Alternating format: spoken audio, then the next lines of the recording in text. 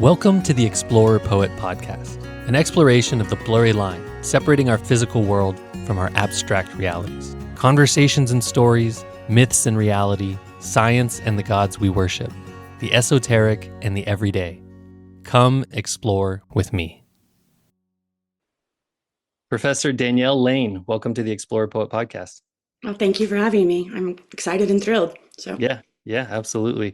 I came across your work through the London arts-based, the London Arts-based Research Center. It's a long name. But and so I had as a guest maybe about a year ago, I had Rula Marie Dibb on my podcast. And so she runs that organization. And so I've been going back there because I find a lot of really interesting people presenting. And I saw that you had presented there and wanted to reach out. And like many of my guests, you have a varied background where you do a lot of different things. You're a professor at Gonzaga currently. That's right.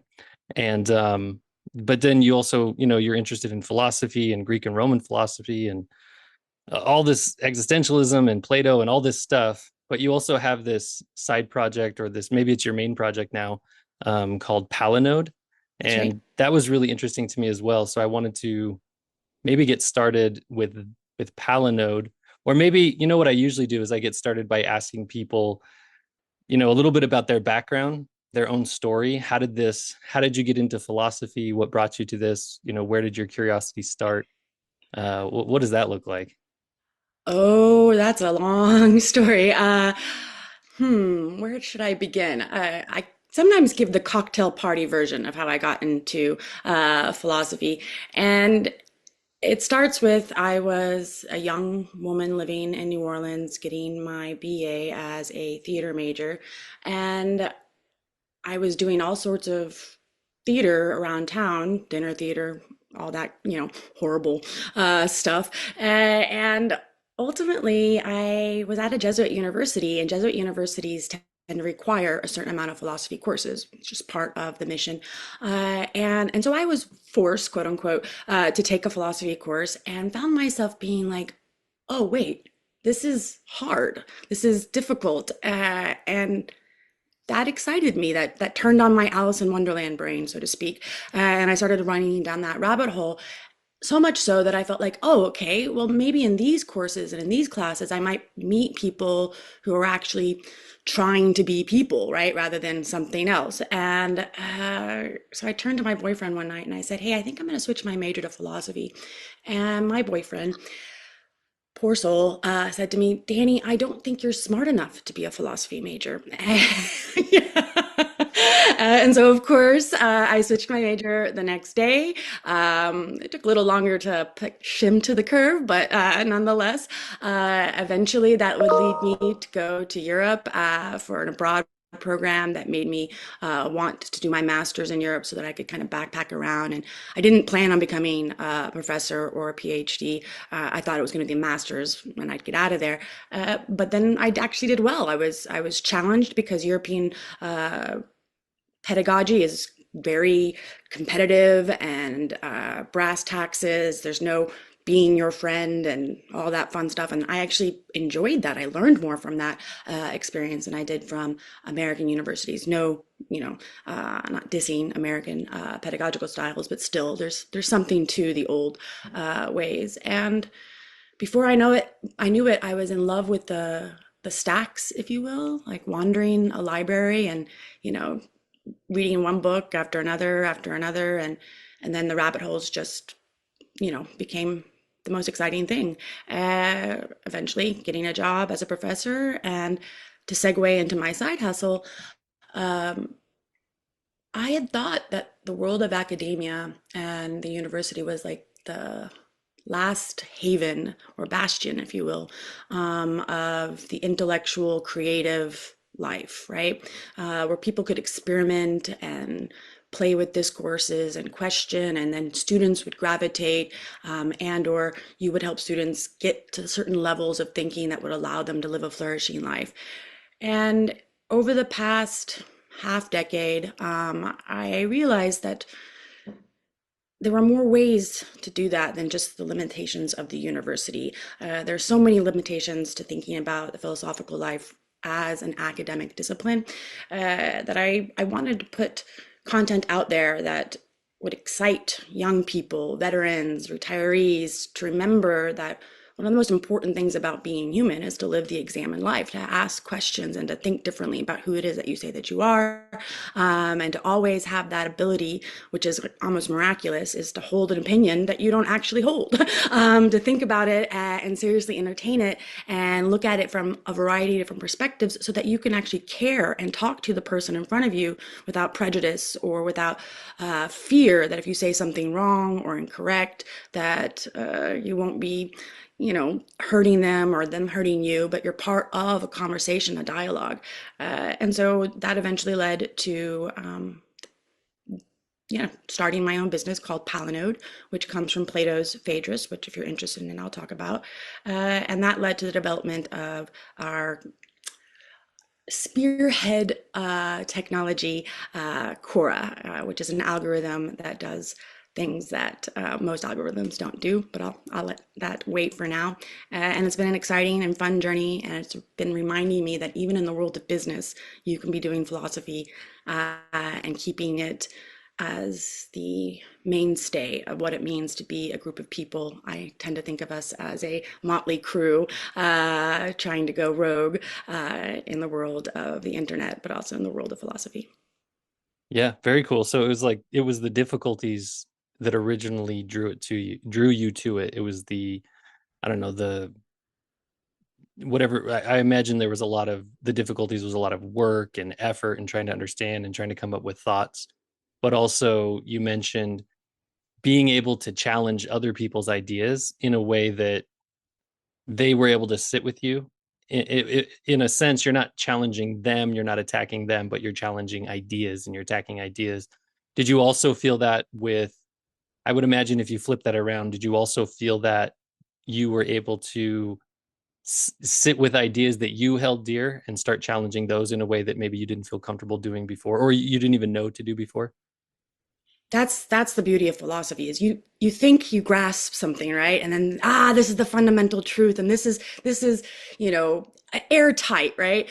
But then if you let yourself sit with it, right? And think about it from the direction of somebody else, right? Say, think about Platonism from the direction of Aristotle.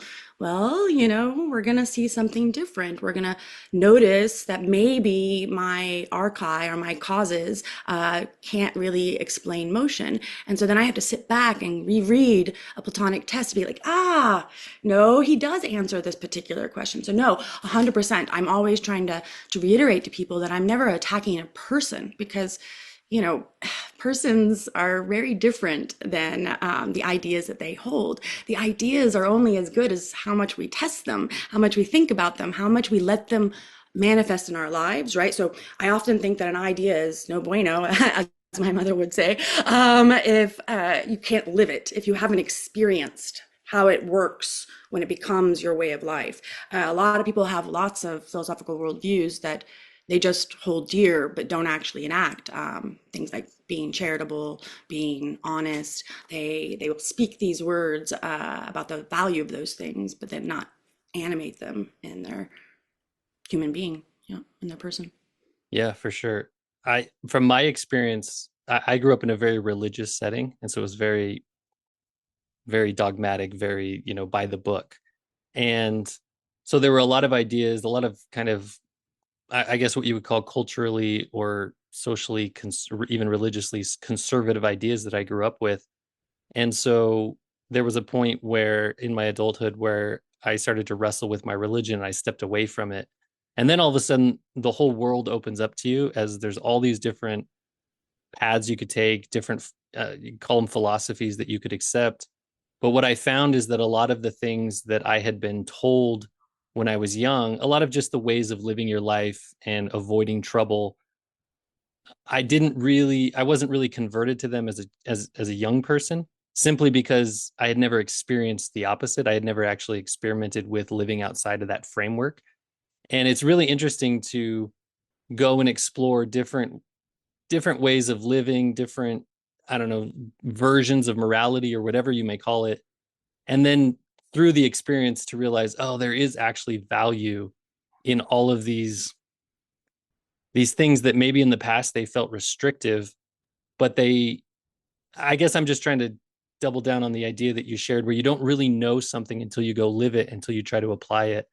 And to me, whether it's been in life, with relationships, in business, I really don't feel like I really understand something at my core until I have experienced it and tried it. And then you kind of develop your own understanding of the intrinsic values of different ideas through the experience itself. No, I mean, that's exactly where you discover the intrinsic value, right? Even from the moment you started talking, I kept thinking about the Republic book too and the different kinds of goods, right? Like things that you do for their own sake, things that you do for their own sake and for their consequences, or things that you only do for the consequences. You would rather not do them, right? So that justice is often described as something we begrudgingly do, or honesty, we begrudgingly do it, or living another way of life, another philosophy. Oh, okay. That no, One of the things that your story tells me is that the willingness to experiment, right? The willingness to, because I think about, people I know who were raised ultra conservative, and the courage it takes to step out of that, but not at the same time completely lose your faith, but to see the mysteries of the divine and the good and the beautiful elsewhere, right? To kind of follow that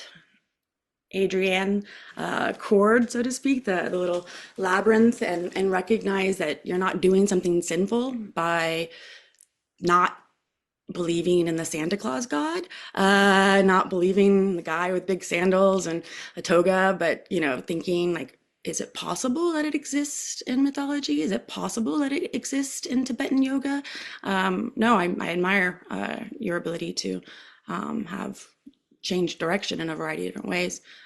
Was there something that stimulated that? Was there a crisis or? It was probably a slow build. Hmm. And this probably relates to philosophy in a lot of ways where you grow up in a certain environment and the ideas in that environment, they become your reality in a way. And when you're young, it's probably easier just to comply, to conform, to buy into the story because there is no outer story. And then as you go through life, for me, what I experienced was a lot of emotional discomfort. And I think I would describe it as like emotional dissonance with what I was doing, with what I was saying I believed. Hmm. And so once I got to a point where that emotional discomfort was large enough or intense enough, I went out and I just started just adding more information into my database. And it seemed that once I had, I don't know, enough information about the history of my religion, about the history of all religions, and I started to see much more the actual dynamics of the world I was living in. It was just a pairing of kind of an intellectual thought process with the emotional discomfort that I was experiencing. And that was kind of the releasing moment. Because once those two things were finally paired together, there wasn't really anything to convince me that I should keep doing it. No, I'm always telling people that perplexity, so this is the Greek word is aporia, right? And basically many of the Platonic dialogues purposely end without answering the question. So like we get this question like, what is piety? What is justice? What is the good? All of these various different questions tend to be like the focus of these dialogues, and each one leads to a series of definitions where they think they've got the truth, right? They've got the answer to what is piety or what is virtue, uh, but they always end in, oh, but it's not the right answer. There's always a contradiction by the end. And so that whether it's young or old, people end up in this perplexity. And I'm always arguing that perplexity, or the admittance of ignorance, when you say, I don't know, that is one of the most powerful tools for living the good life. Why? Because it is not an emptiness. It's not a vacuousness. The recognition of ignorance and confusion means that you know something, right? There's something, you're desiring something. You're desiring an object that is truth or beauty or the good, and you're wrestling with it. When I was younger, I tended to pride myself on the value of being a doubting Thomas on their knees, right? Or the Kierkegaardian idea that the highest form of faith is the prayer, right? Or this kind of when you ask that question, when you say I don't know, you're comporting yourself to something that possibly does, right? And that means you're actually doing the most faithful thing you can do, I believe. And I believe also within the Christian tradition that this is also highly revered, right? And so that lots of Christians turn their noses at people who admit their perplexity, who admit their doubts. But I arguably think that if you're getting to the roots and the history of Christianity, that's where the resource is. In Platonism, the resource for living the good life is not pretending away your ignorance, but really working with it like dough, and knowing that, look, this figure that I'm making right now, it is a circle, right? Sorry, I just traced a circle. It is a circle, but it also could be a cylinder if I look at it from a different perspective. And so just because somebody can undermine a belief of mine or an idea of mine doesn't mean it's wrong. It just means that it has many different facets and parts. And so it's part of our duty as individuals to do that work of helping each other turn in different directions. And so, Yeah, beautifully said. In this podcast, I talk a lot about psychology and about human development, and these types of subjects. And when I look at early childhood and early childhood development, it seems that one of the necessities of being a child, or one of the things that children really cling to, and it makes sense from a survival perspective, is certainty. mm, And so children really want to know what is safe, what is unsafe, what is true, what is untrue. And the way that you talk about perplexity, it makes me think about the way that I talk about adults needing to be able to not know, or in another sense, needing to accept paradox, hmm where two things can be true and you can't really explain them. And so there's this inherent thing in people where if you need certainty, it almost seems like you haven't passed through a certain childhood level of development.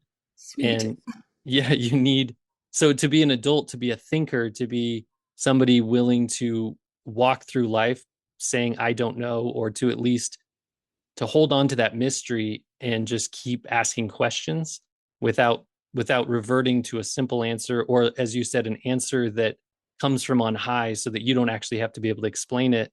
It just doesn't seem like you've really made it to adulthood, or to being a grown up, or whatever that thing is. And yeah, I like the way you said that, the way that you describe perplexity from your perspective. What is philosophy? Like, if you had to kind of sum it up, if you had to define it, what is philosophy? Oh, it's a way of life, for sure. How would you define it first? I want to hear you.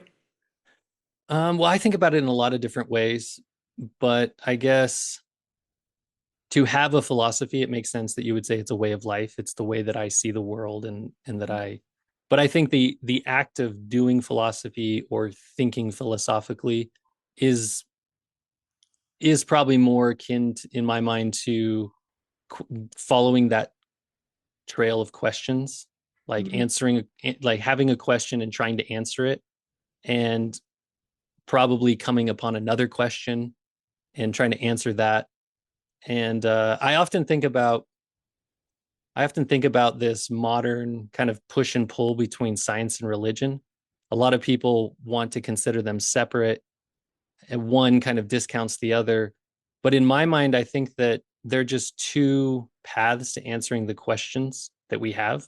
I think of religion as answering the question of why, and science answering the question of how. And so for me, participating in philosophy, or you know, kind of questioning those two aspects of how we understand things, the philosophy kind of sits in the middle. It's like an attempt to integrate it all, and to kind of make to continually put together a more cohesive story. Mm. I don't know. What do you think? No, I love that. So first off, I agree, hands down, with the role of philosophy as this trying to remind its daughter and son, if you will, to, because I mean, theology, religious studies, like all of the things that we call the disciplines that are the various different sciences, whether it be the liberal sciences, like religious studies, or the hard sciences that we typically regard under the blanket of the word scientia. But point is that philosophy was where they were born, right? Like that here you think of Plato's Academy and the fostering of the curiosity that would lead some people to investigate the dirt and geology and the stars and the sky, whereas, you know, Plato himself is doing elaborate deductions in the Parmenides and things like this. And so it's fostering a community of people who have a certain je ne sais quoi, a certain fire or spark, and they're curious, right? And they need the answers. And whether that desire is a desire for the answers of the why or the how or the what, like fostering that animating principle in your soul that actually gets you to keep moving towards it. So I'm going to give you a kind of wackadoo idea about what philosophy is, and I'm going to put it out there and see what you think. And I'm totally open to criticism. I love it. But I am a I historian. love wackadoo stuff, so go right Love it, ahead. love it. I'm a historian, and I've been studying the history of philosophy for a long time. But I'm most at home in the ancient world, right? And so I'm always thinking about the origins of philosophy because people ask me this all the time because, of course, um, in the Neoplatonic tradition, the philosophical life is not actually the highest life. The highest life is the theurgic. So the philosophical is the penultimate virtue, right? So if you want to live a flourishing life, most of antiquity said you need to follow a philosophical pathway so that you'll question, do the things that you would do. Oh, to go back to your idea of children, this is I related. I promise. I'm digressing. I know, but to go back to your idea of children, children are looking for what makes them safe. They want those answers. But I would say that if they end up clutching on to any, that's when they kind of dig in to a childhood where they're taken care of by the answers that come from without, right? And you know, whether it be parents, whether it be a religious authority, the trusting nature of a child. Think about Alice in Wonderland, so I've mentioned her, right? She falls into the rabbit hole and she starts to adapt to the world of the absurd, right? She asks questions, but never like, how did this world get to be, right? Like, how suddenly is everything strange and absurd? Children just accept the exterior. It could be as wackadoo. Like, I know both my kids, they lived in the paradox. That was what I love about children, is that they could both love a game that they just made up and then destroy the rules 10 seconds later. And so they live in the land of the paradox. It's when they're afraid that they turn to the exterior world to give them answers. And then that's when we get grown-ups. That's when we get the people that we tend to think never stray from who they are, who believe they're doing it because they have character, but really it's because they're afraid to, you know, experiment with what it means to be human. And I say all this because I go back to the history of philosophy, and a lot of my research indicates that the origins of philosophy come from what we now call the erotic, right? Come from this intimate plane where think about when you first let yourself ask those tender questions, right? And the magic of those moments when you whisper to your lover, what do you think it all means? Like, and the origin of that, of the poetry that ensues, right? The seductive, like this pull and push and want, so that the erotic desire to understand the person lying beside you in bed, whether it be 500 BC to 2500 AD, there's something there that reminds us that there's a draw, a beauty, a sexiness, if you will, and it's that's going to make it possible for you to live in the paradox because you love it. You know, I know people define philosophy as a love of wisdom, and it's a cliche, but if you remember the intimacy of love, right, and the invitation to transcend, to become more than you are. Think about your lover, any one of them, right? How if you were really smitten by them, you wanted to be more than you. You wanted to hang the moon for that person. You wanted to do the impossible. And so a philosopher is somebody who wants to do the impossible. In the Platonic sense, to become like a god, right? Is what Plato says, or Nietzsche would say.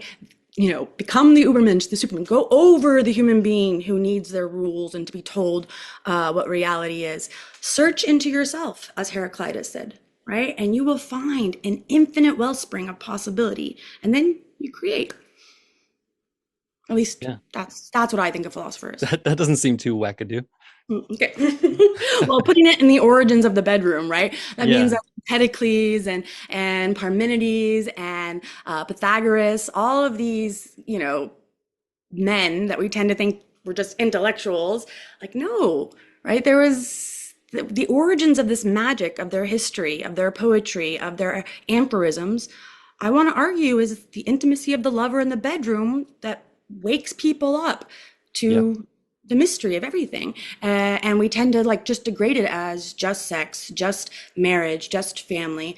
But when you think about the communities of people that were traveling throughout the Mediterranean and back in to East Asia and Persia and all, like they wandered this world communicating these ideas because they knew it could reestablish. So I don't know a lot of things, right? I will happily admit ignorance, just like Socrates. But when it comes to the value of catching fire, letting people be inspired by the philosophical life, to fall in love with questioning, that I will not doubt, right? That I have lived too much to know the beauty of it, and so. And I can, when I track all these wandering philosophical groups throughout Europe and North Africa, what I see is people willing to move and die and fight, like Socrates, for the examined life. Yeah. Yeah. It's kind of like this sense that you're tapping into that spark that's like inside of all of us. And I Mhm. think, yeah, you're probably right. The erotic realm definitely holds that or can bring that to life inside of us. This kind of connection with the other, with, the lover or the beloved. At the same time, I think there's probably and now that you've just gotten my mind going, I'm just thinking about how there's other situations where that happens as well. And in a sense, it's like creation itself, it requires these two sides of us. It requires the masculine and the feminine. And when I when I did leave my religion and then all of a sudden I was trying to figure things out, because in a real sense, leaving a religion that you've been in your entire life, it's like feeling the architecture of your reality collapse around you, to then all of a sudden nothing makes sense. And so you have to start building it up again, and hopefully doing it in a kind of a more structured way, or like a more, I don't know, empirical way. But at the same time, when I think back on those days when I was reading things I had never read before from all sorts of different places, from science, from philosophy, from history, from religion, from psychology, all of a sudden you start to have the synthesis of ideas, and that spark that goes off, it feels in the same way. It's that same enlightening feeling, that same spark of life, it ignites inside of you. And it really does feel just incredible. It's almost like having personal revelation when these ideas come together and you go, oh, that's why that happened 20 years ago, and that's why I feel Mhm. this way, and that's why the world works this way. It's uh it's very powerful. In another way, there are other ways I think you can achieve that. You can achieve it through reading and study. You can achieve it through romance and love and sex. um you can achieve it through meditation and travel. But you can also achieve it through things like drugs and, psychedelics and cannabis and whatever it may be, which is interesting. This is something I think about often. The things that are always the things that our culture likes to make illegal or morally apprehensible are often pathways to enlightenment, pathways to stepping outside of the group and kind of figuring things out for yourself. It's an unfortunate reality of I don't know, like a Western culture that we have. But it does seem to be that there's a big shift going on where more and more people are, I don't know, finding these different paths to kind of getting that spark back, to kind of going down a path where they can be more whole, more integrated. No, 100%. I mean, Plato calls it a divine spark, and a couple of years ago, I wrote a paper where basically the thesis is that the dead are not dead, right?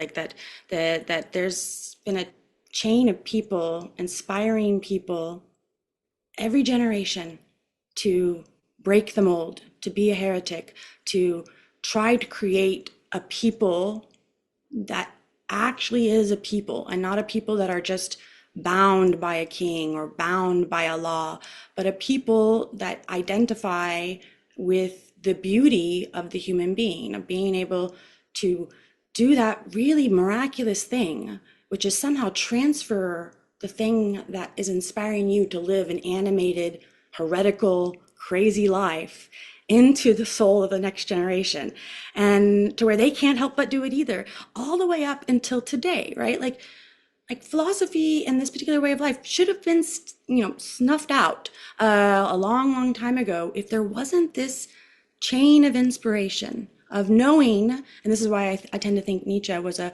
closet Platonist. That Nietzsche, like the whole idea of like, no, I have to be a breaker of tablets. I have to recognize that everybody says that drunkenness is bad, and that to be moral is to be sober and straight and narrow. But no, it has to be, as you said, a combination of the masculine and feminine, the Bacchic and the Apollonian, or the Bacchic and the Ariadne, where there's a beautiful sacred marriage between the madness that comes from, say, psychedelics, or religious epiphanies and revelations, or the swirling when you dance and you have to catch your head and be like, oh, that's right. I need to walk a straight line now in order to make the beauty happen. And so I emphasize this because it means that when you're inspired, right, to be the heretic, to ask the question,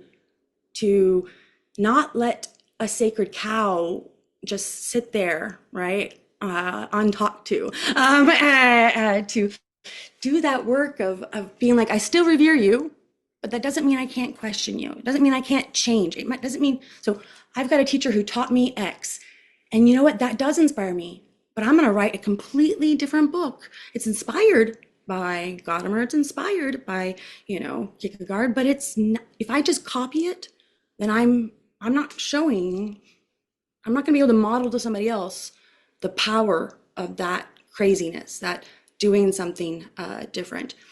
But when I do, it means I've been listening to all those ancestors who still speak to me in books, in the wind, in the trees, and the clothes that I'm wearing, the conversations I'm having, that everything, right? So the William Blake, to see the world in a grain of sand, right? Like, or Hilma af Klint said something similar to that, when you can look at a flower and to see its tiny little pollen, like all the little things. If everything is an invitation to remember life, right? Then it's an invitation, like it's always there. This always living principle that means that we're bound with centuries long ago, and centuries in the future. And so if you want the infinite, remember that you're in this beautiful chain of inspiring people to constantly create based upon a shared value that we can never define in the exact same way. We can never paint in the exact same way, that we'll never finish it, right? There will always be more that you can bring to the conversation. Yeah. It seems to me that most people in most generations, they have this sense that things have always been the way that they are right now. Hmm. And I think what you're speaking to is that even though for whatever person or group of people it seems like things have always been this way, there's always somebody in there who's willing to ask questions and willing to look back and see how things were different, and to look forward and see how things can change still. And oh, it's kind of beautiful, the fact that we're a social species, and just almost it almost seems inherent to our species that somehow part of our adaptation is that there are always people willing to step outside that social cohesion and push things forward. And what I think, and maybe you could speak to this because you have the history of philosophy, or you've been studying the history of philosophy. But what's fascinating to me is to look back on the stories that people told themselves thousands of years ago, and then the stories that came after that, and the stories that came after that, and then to get all the way up to the stories that we believe today around all sorts of things. Around, obviously there's the Christian world and other religions, but there's also, we have these stories about money and about Mm. nation states, and we have stories about power and efficiency and progress and optimization. But what's fascinating is that throughout time, the story has just been evolving from one step to the next step to the next step. And people like the ones that you're talking about, who have to ask, who ask the questions, who look back, who have that thing that's undefinable about them, they're always the ones who push the story forward. And that's what keeps us going. That's what helps us survive. That's what, pushes us forward. No, 100%. It's one of the reasons why Palinode exists. It's one of the reasons why, yeah, we're producing the Khora algorithm because uh, every renaissance that has ever occurred in human culture has come from the rogues that you are talking about, whether it be a Ficino or a Da Vinci or Socrates, or, civil rights leaders that we all admire because they just said, no, I will not live in a broken world. Plato said that, no, I will not live in this Athenian colonialist imperial world. I want to create a Callipolis, a utopia, and to do the impossible and dream it and think it, even though it can never be. But who knows? Maybe it can if you just commit yourself to the beauty of that possibility. Because you know what? Like you watch people. So I believe we do live in a time where people are very scared and that we live in a world that's always going to be this way. And I think that fear of the futility of changing things actually testifies to that we remember something different. We remember lives of meaning and beauty, and not just sell yourself to the marketplace, not just click and scroll and get a degree that's going to put you in debt, so that you end up having to go to work, or you end up having to have the 3 jobs to pay it off. We act as if this system that we live in now is inevitable. And like, it's like to be Foucauldian here, he always, tells you to ask, like, when you think something is absolute or necessary, ask yourself, what is the contingent reason that we believe money is the be all end all of the human experience? Why do we take this thing that we created as the holy, sacred cow I was just talking about before? I'm not going to pretend that it isn't important, right? And it's helpful in the world that we live in now, but at what cost are you going to pursue it, right? Are you going to fail to do what human beings should do, which is notice that you're alive rather than just a meat sack that can feel pleasure, right? I mean, that's what the money is for, is it not? Is just to get the pleasure? Or can we use money in ways that are dramatically other than to what we're told? I'm told all the time that rich people will never, convert to the idea that their money is meant to be part of creating culture. They're meant to be a Medici that, establishes beauty and values that are transformative and enlightening. Because I think like that most people like that. No, rich people are just greedy. That's human nature. They're assholes. I'm like, no. Like, if you give certain people a certain kind of education, they themselves, those in charge of money, can start thinking differently about their own comportment to money. And then what happens? The world changes. And so, first off, nobody's neither good nor bad in itself, right? So the people who reinforce this system of efficiency, productivity, get up and grind, isn't that the idiom you young people say nowadays? All of that, you're supposed to do all of that without any philosophy that gives you meaning or purpose. The only place that offers meaning or purpose is religion, and most people see and experience the death of God, right? It's silly to believe in God. It's silly to believe in faith. So we live in a world without faith, without meaning, without beauty. Anything beautiful is just a matter of taste. There's no real beauty. And then we're expected to get up and work and just do it every day like Sisyphus. And there's no hope that you can, you, individual accountant pushing paper, you can be like Wallace Stevens and write a poem that changes somebody. We don't believe that anymore. So we have to start speaking, creating the story that we can and we should and we must. I mean, even if, let's say, for instance, this podcast only gets heard by 5 people, if one of those people are inspired to create a different life, create a life that actually shows that they're not doing the same old, they're not relating to money in the same way that most people do, they're not relating to their job in the same exact way, that they're living freely, well, then I think we've done our job. So, Agreed. And I think what you're talking about in a sense is art. Art is this thing that it's an expression of as an individual experiencing the collective, experiencing the environment in such a way that they create something out of it. And what it does then is, somebody else comes across it, say it's 5 people, but one of them is affected by that art emotionally because mhm. deep down, maybe on an unconscious level, they connect with it in a way where they go, yes, that's my experience too. And when I look back on all of history, religion, philosophy, whatever it is, to me, it's always been artists that have changed the story and pushed the story forward. And I think in a time like today, and this is like a big motivation for me to want to be a writer, to want to do podcasts, is there's this collective thing happening and it's only going to get better. It's only going to change by small degrees through Mhm. individuals putting art out into the world.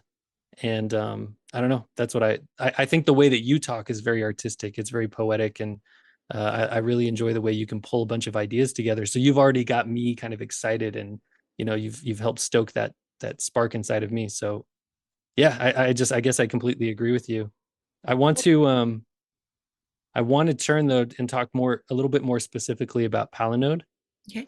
because I do want to give you a chance to explain what it is and what is the problem you're trying to solve and how are you going about it. So first, I guess yeah, maybe I'll just let you kind of explain what Palinode is and why you think that it's necessary in the world today. Oh, thank you for that opportunity. So first off, Palinode is a term that comes from Plato's Phaedrus. And in Plato's Phaedrus, the topic begins ostensibly with a young man turning to Socrates and saying he's heard this speech from another young man. And this other young man has made a speech that Phaedrus should gratify the non-lover, the sober lover, that the person that you should be dating or bound to, the kind of job you need to get needs to be the sober, rational job, right? So if you transfer it from erotic relationships to commitments that we make in our lives, right?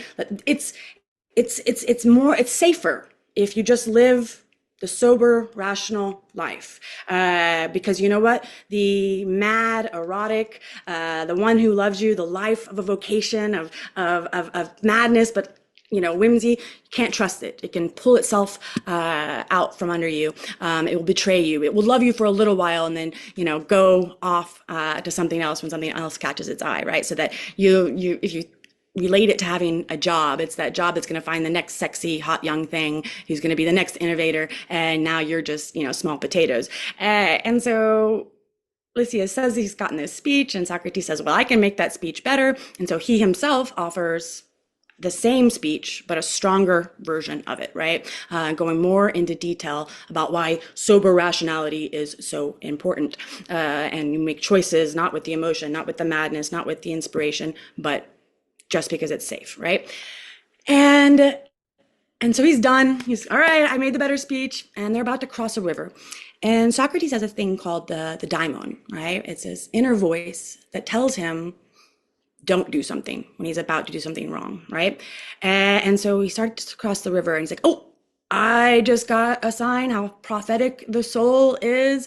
I have betrayed the god Eros. I've talked badly about the nature of love. I've basically said you should kick love to the curb in favor of the rational.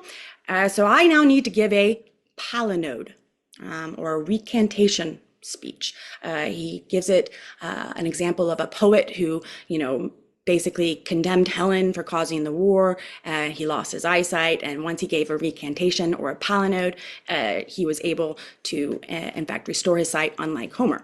And so Socrates feels he has to give a recantation speech where he praises the value of divine madness and the importance of it for living the highest life. And the highest form of divine madness is the philosophical life, which means that philosophy is not just sober rationality, it is also art, as you said. It is also poetry. It is also song and dance and a love of beauty and the intimate and caring for the person with whom you are dialoguing with.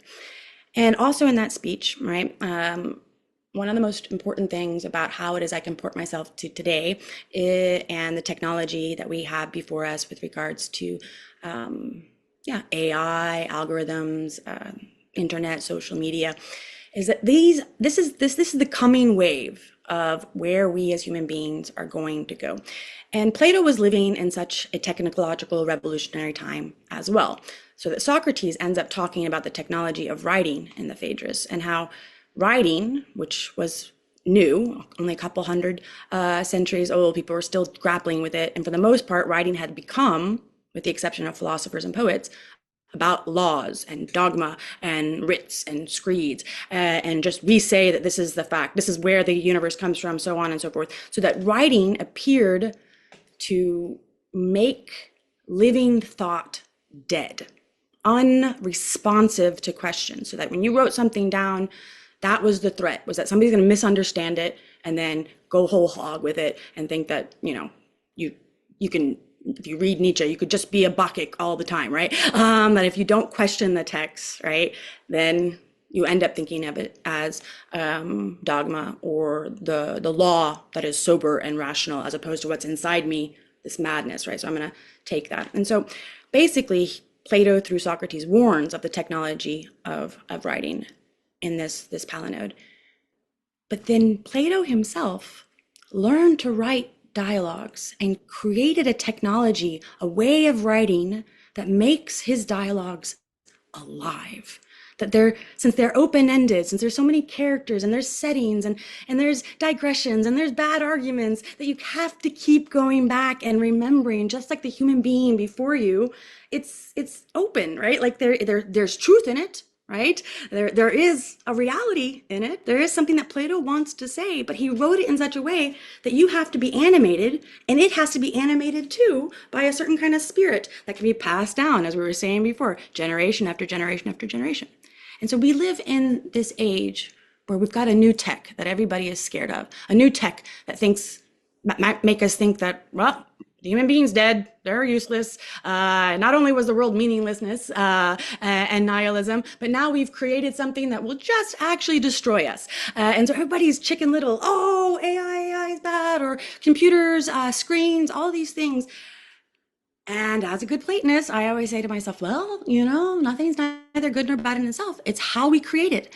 Can I, with a team of like-minded individuals, create a platform, a search engine, a algorithm that is not designed to make money in the sense of turning the human being to a commodity, a useless, expendable commodity that can just be thrown away just like everybody else? What really matters is the algorithm. No, can I be part of a team of people that create an algorithm designed to keep people curious, to keep people thinking philosophically, to be in that life of wonder, so that they are invited to know that they are absolutely essential in the process of creating the world that we live in to this day. That no algorithm, no bot is going to it needs the human being. All the knowledge it has, it is stolen from living human beings. And if we say, oh wait, let's change our language, not stolen, it's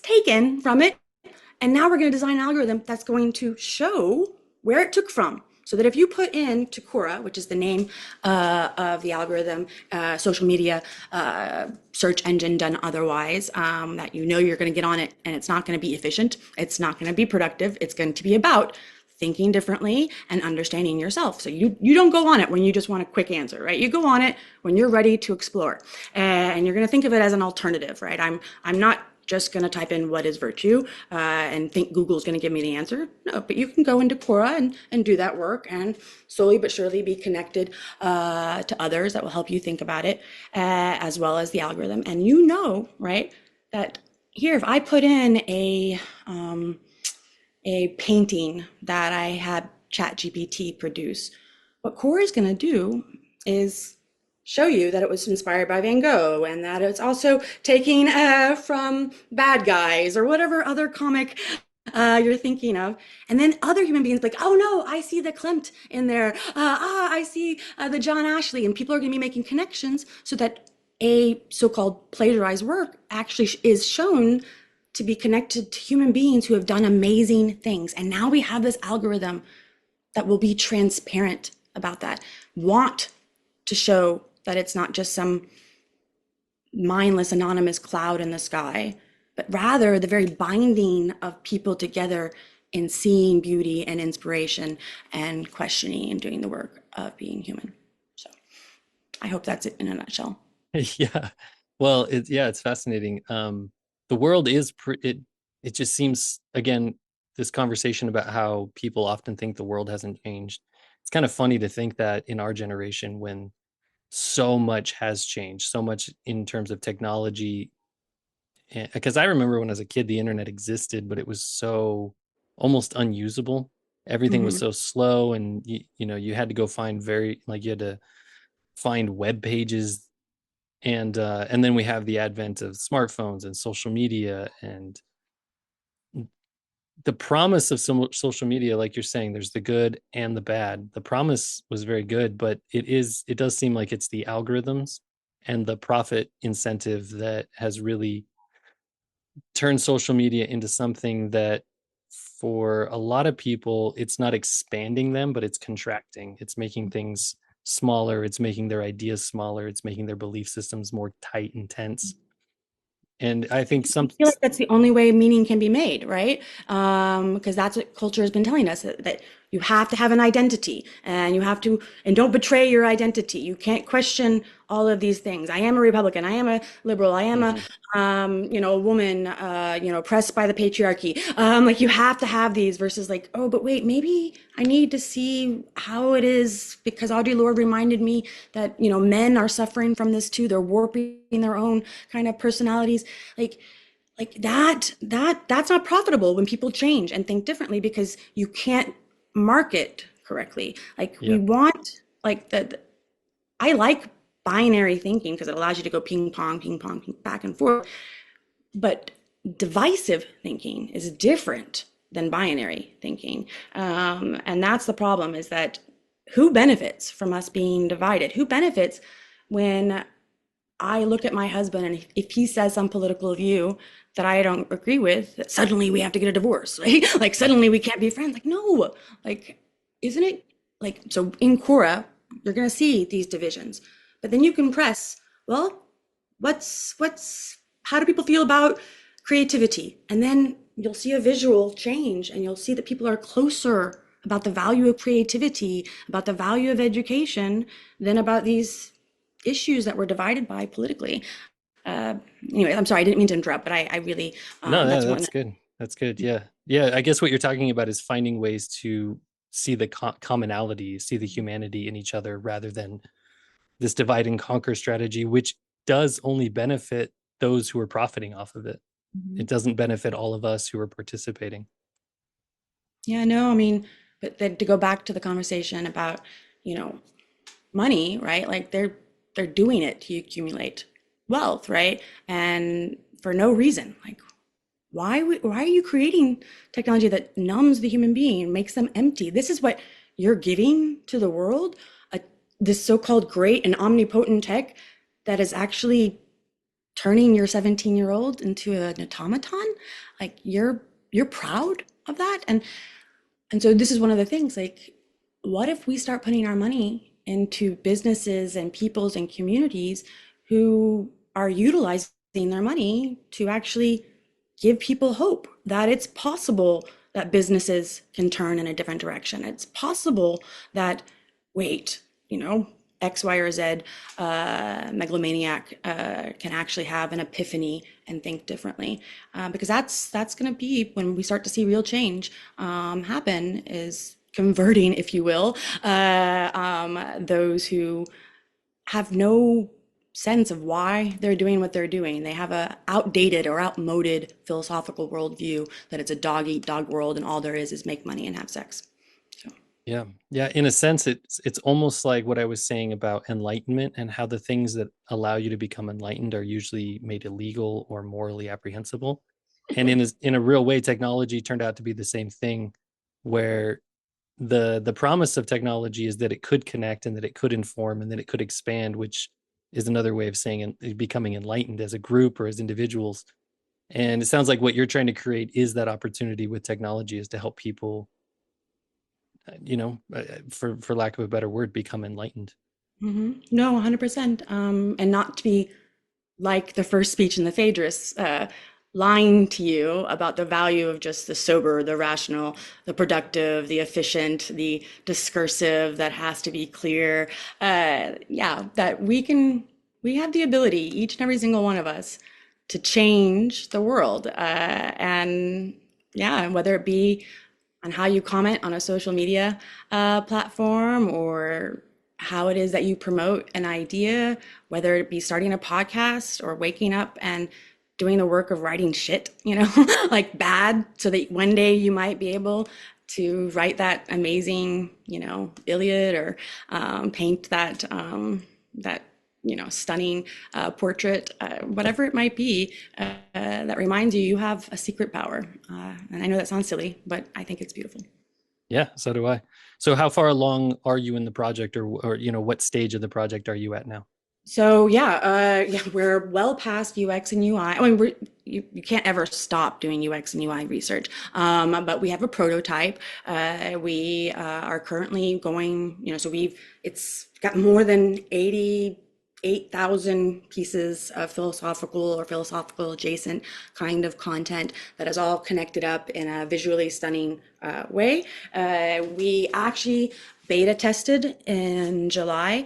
It's working right now more like a really intricate database, right? But we need to have the public users to start coming on, which we would probably, hopefully, open up maybe by the end of the month, maybe September. Like, this is the problem with tech, is that there's always some hiccup that means you have to fix this or that bug. And so I'm learning to be very patient. And this is one of the things, again, the transparency of our company is to be like, we're going to be transparent, right? We're not going to tell you that this can happen overnight.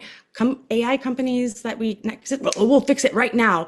And that's because they're using a ton of people as indentured servants who need to pay their loans, who can't have time to experiment. They're told just to make spaghetti code and make it work without Mm. any sense of, no, to make it work might mean it takes a little while. I'm not offering a panacea that's needs to come out tomorrow.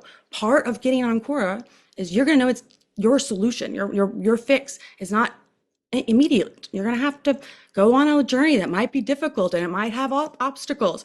And so, for instance, I've been on this journey now for, goodness, 2 years, and there have been plenty of obstacles. And each one, an invitation to remember the why am I doing this? Why? Because that's life. And I'm not going to run from the fact that even the tech that we create, even the change that we make, it's hard and difficult work that we love. Anyways, that was a digression. But yes, we have a prototype that's ready to be rolled out, but there are certain features that we want to implement before that rollout. So I'm crossing my fingers. I'm hoping within the next couple of months, at the latest, the end of the year. Yeah, awesome. Yeah, I've got a little bit of background in tech as well, and it sounds like if you're already into the beta stage, you've got some form of a minimum viable product. And if you're listening to your user base, your customers who are telling you what those fixes need to be, what those features need to be, then I think you're on the right path. And yeah, it is a long road. anything worth doing is a long road, Mhm. and it takes genuine desire to want to do it right, to do it correctly, and there's no reason to rush that. And so I think you're on the right track.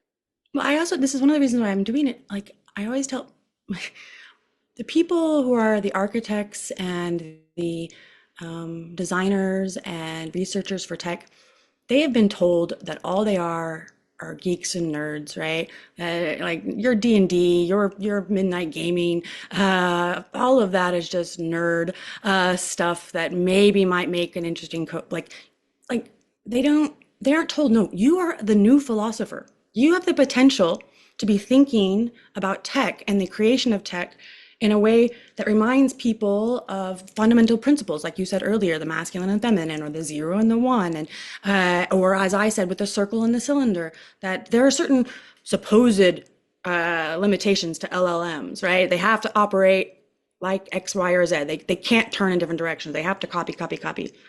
Well, what happens when you give your technicians the time to experiment, to be frustrated, to be perplexed, to be confused, not to have to just produce in order to meet a quota and get their paycheck? No, but and to think differently about how you run a business, to know that that technician is brilliant, so that if you just give them, a lecture on the Parmenides, maybe that might cause them to be inspired and to think about LLMs differently.